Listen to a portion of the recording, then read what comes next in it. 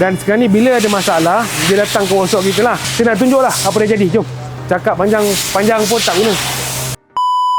Sebuah Honda HR-V. Naya pada owner, naya juga pada workshop. Tapi bukan workshop kita lah. So kereta ni masuk, dia kata sebab kereta dia jadi berat. Lepas tu dia punya gear, ini cerita pasal gear lah. Dia kata kereta dia jadi berat dan gear dia jadi kasar. Pertukaran dia pun jadi kasar, jadi jerking kan. Benda ni sebenarnya berpunca daripada kecuaian lah.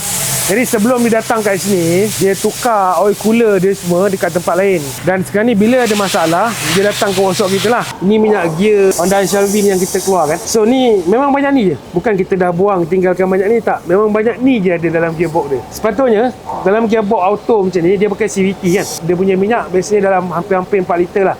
3.5 ke 4 liter macam tu lah range dia sepatutnya. Tapi yang tinggal sebenarnya ada dalam 700 ml je. Mana lagi hilang. Ni saya cakap naya ni. Jadi bila kita punya technician check tadi, bocornya berpunca daripada oil cooler yang ditukar tu. Yang silapnya adalah cara pemasangan. Sebab kalau kita check tadi, kita boleh nampak skru dia longgar kan. Check skru oil cooler belah bawah ni longgar.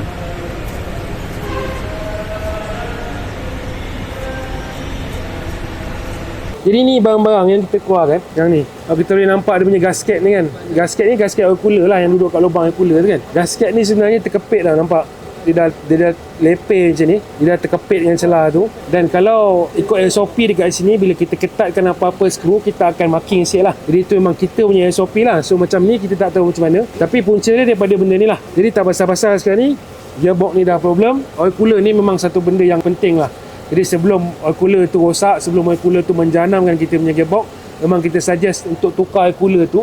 Kalau boleh sebelum 100,000 km, dalam 80,000 km ke 100,000 km tu, kita suggest tukar oil cooler.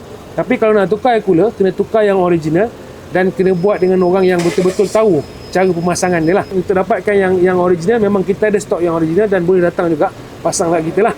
Jadi kalau tuan-tuan ada masalah dengan kenderaan tuan-tuan, gearbox ke kereta nak servis ke apa, boleh datang ke Transmatic Automotive ni. Kita dekat Junction 15 Shah Alam. Kita buka hari-hari kecuali hari Jumaat. Kalau ada sebarang pertanyaan ataupun soalan, boleh klik link kita dekat bio. Dan jangan lupa follow, like, komen dan share Mechanic Transmission. Bye-bye.